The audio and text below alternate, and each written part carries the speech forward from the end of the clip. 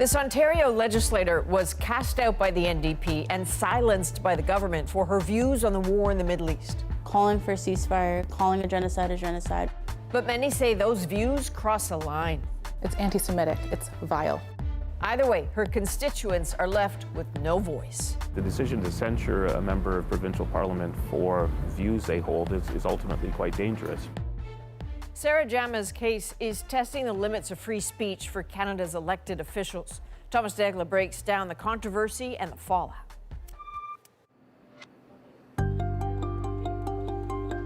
Have a look around Sarah Jama's office in Hamilton, Ontario, and there's little doubt how she views that conflict half a world away. Her outspoken attitude on the Israel-Hamas war has left Jama's constituents with a diminished voice. I'm still supporting my constituents every single day, and I'm still able to vote. I just cannot speak in the House unless I apologize. This is the first time she agrees to a one-on-one broadcast interview. I called for an immediate ceasefire Since Jama's words in October got her silenced in the Ontario legislature, leading to national headlines and concerns about free speech. It's dangerous when we have a situation like this. And since a video emerged raising more questions about her deeper convictions. I think this shows the strength of the Zionist lobby here in Canada. It's hateful, it's racist, it's anti-Semitic.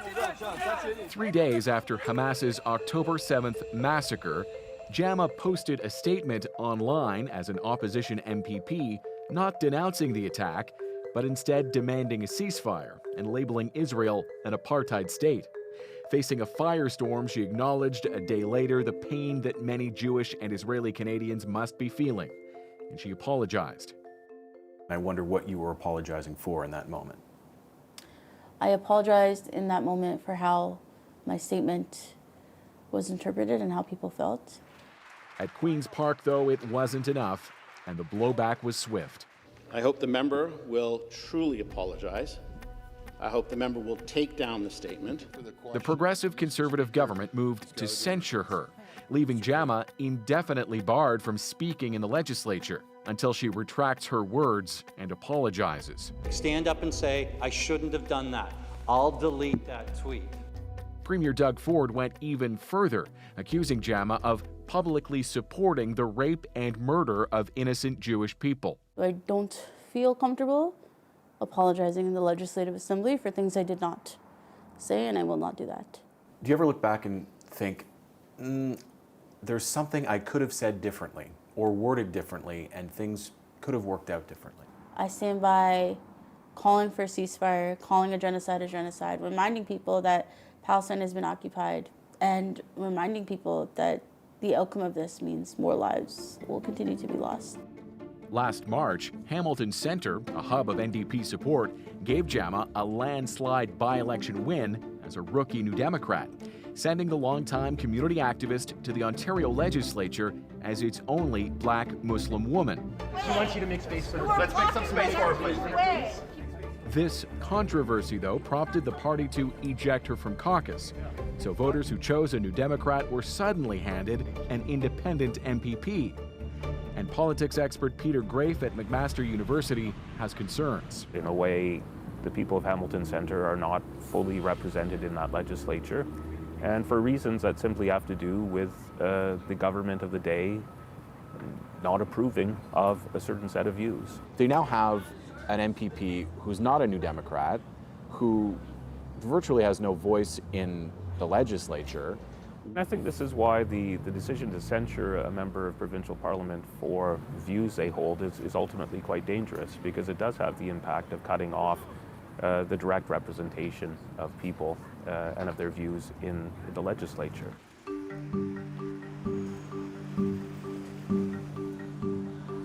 Jama told us she's not considering resigning as a way to trigger a by-election here in Hamilton and give voters a chance to formally back her or reject her. On social media, we found plenty of Hamiltonians showing their support for Jama. This user said she's the only free voice in the legislature. Another user called on the provincial NDP to invite her back into the party. At the same time, we found many of the posts criticizing Jama used coarse language so corrosive we won't repeat it here. What have the past weeks been like for the community? They've been very tense. People are worried. Jasmine Rimberg with the Hamilton Jewish Federation considers Jama's words to be hurtful and dangerous. I've heard from a few people from the riding in the Jewish community, and they're concerned. Her language in general with this whole situation has been very irresponsible, and it echoes a lot of that we've seen from Holocaust deniers. For a government. In this video, Jama is heard at a recent university lecture questioning what really happened on October 7th. There's no actual evidence of these rapes and the babies with their heads cut off. Like, all these things are pieces of misinformation. So I think this shows the strength of the Zionist lobby here in Canada and the ways in which they're able to pressure an entire government operation to censure me indefinitely. She says her words were taken out of context. I obviously believe survivors. I don't stand by rape. And I think what I was attempting to shed light on was a lot of the lies that has been coming out to justify acts of genocide. When people hear Zionist lobby, a lot of people think of the old anti-Semitic trope of Jewish groups controlling governments, controlling banks, controlling the media, particularly when you say that Zionist groups are exerting pressure on the Ontario government. So what do you think is the line between that old anti-Semitic trope versus what you're saying? There are actual lobby groups who are attacking politicians, students, activists for trying to talk about and criticize the state of Israel. And I don't think that talking about these groups and what they're actually doing is an anti-Semitic trope.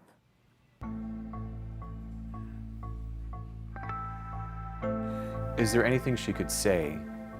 Is there any apology in the world that you would like to hear from her? If she realizes how important that position is and starts using more responsible language, then of course. I think it's really important that we all have a responsible dialogue with each other.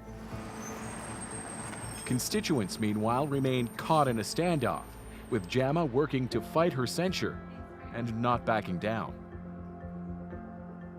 So, Thomas, we have a member of a provincial parliament who's barred from speaking in the legislature. This cannot be a very common occurrence. The circumstances here are very uncommon when you consider that she's being punished inside the legislature for words she used outside of it. And in many ways, it is her constituents who are paying the price here because now they don't have anyone speaking on their behalf inside Queen's Park. There was another instance of this, one recent one in Ontario. Randy Hillier, then an MPP, who was censured at Queen's Park for speaking out against public health measures during the pandemic. He was eventually booted from the PC caucus. The most high-profile case, though, recently in North America was in the U.S. House of Representatives, Rashida Tlaib, who was censured there for her language around the Israel-Hamas war. But in her case, she was not barred from speaking afterwards.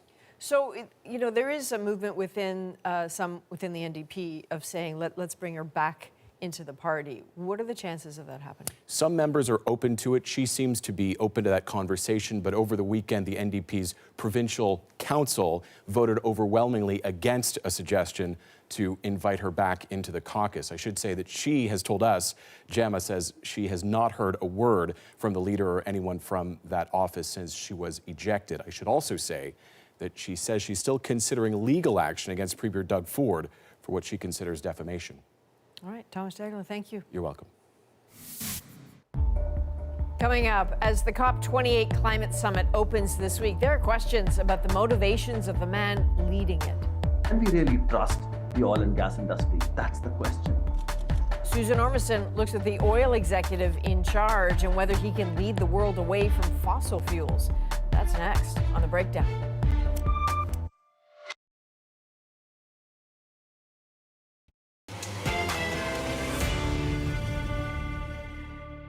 The head of an Arab state oil firm vows he'll be a green champion as leader of the world's biggest climate conference. We need to phase out emissions. Some hope this middleman will unite industry and activists. Can the Sultan grab this moment? Others see a stark conflict of interest. So this is the person in charge of the COP? So millions were spent to polish Sultan Al Jaber's image and install him as leader of COP28, which opens on Thursday. Senior international climate correspondent Susan Ormiston hears from believers and doubters.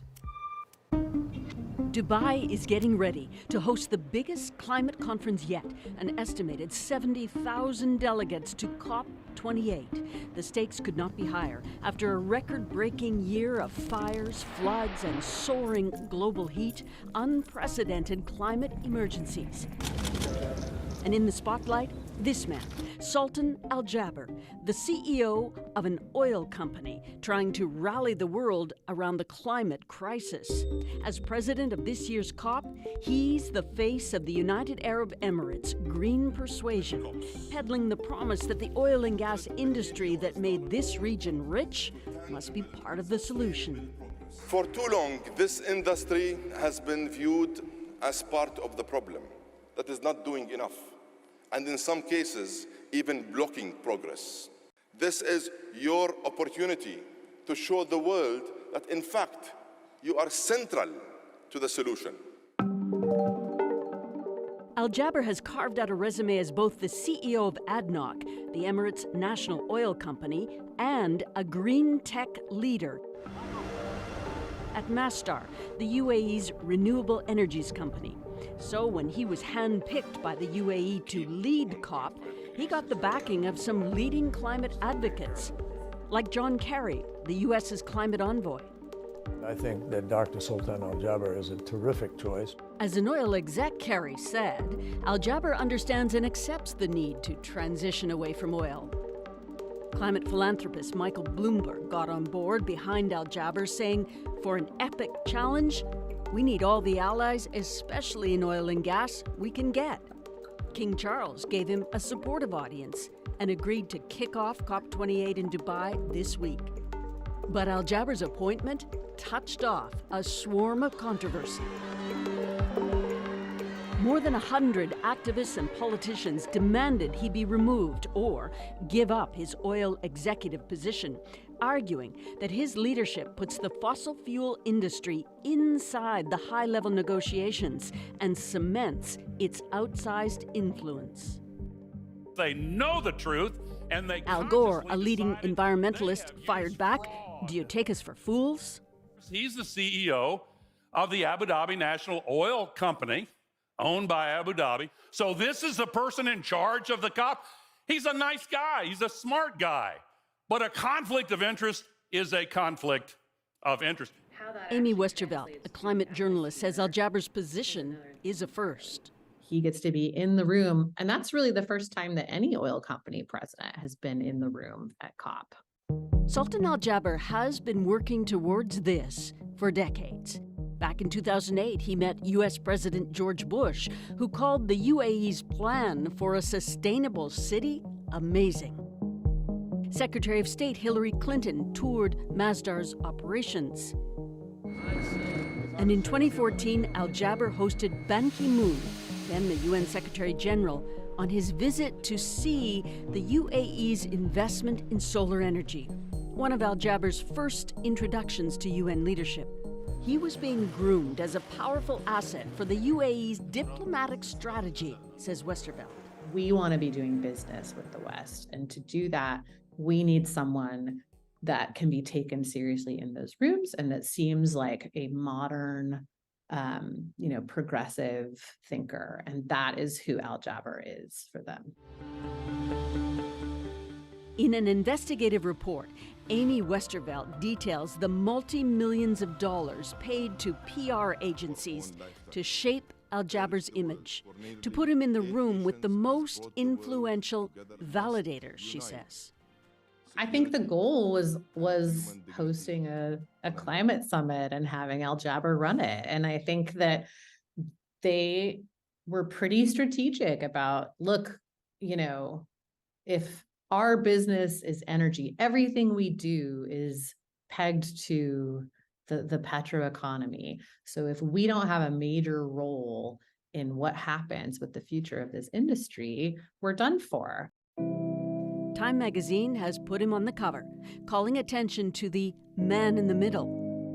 We need to phase out emissions from all sectors, including transportation, agriculture, heavy industry, and of course, fossil fuels. Sandrine Dixon de Cleve has worked at the heart of international climate negotiations for over 30 years. Can the Sultan grab this moment and demonstrate true leadership by declaring a fossil energy phase out? Al-Jaber is signaling he's listening. But Harjeet Singh with Climate Action Network is skeptical. Can we really trust the oil and gas industry? That's the question. We want to see the beginning of the end of fossil fuel era. And how can you believe an industry would be taking any such suicidal move? COP28 opens Thursday with skepticism. But with the stakes so high, there is also space for hope. The fact that we could truly find a leadership within the Sultan that would declare actually in the Middle East by those countries that are the largest producers, truly declare that we would have a phase out, that would be a monumental moment if we can seize it. Sultan Al-Jaber's dual roles is already becoming a major distraction here, with questions around his independence and whether ADNOC, the Abu Dhabi National Oil Company, is using its influence in COP28 advance meetings. He's going to have to answer to all those questions and persuade the non-believers that oil and gas companies can be partners in solving the climate crisis. All right, Susan Ormiston in Dubai. Coming up, get your sunglasses and look at this Christmas display. You might wonder if it can be seen from space. Basically, we have just about everything for everybody. More than 135,000 lights to get you in the spirit. Next, in our moment.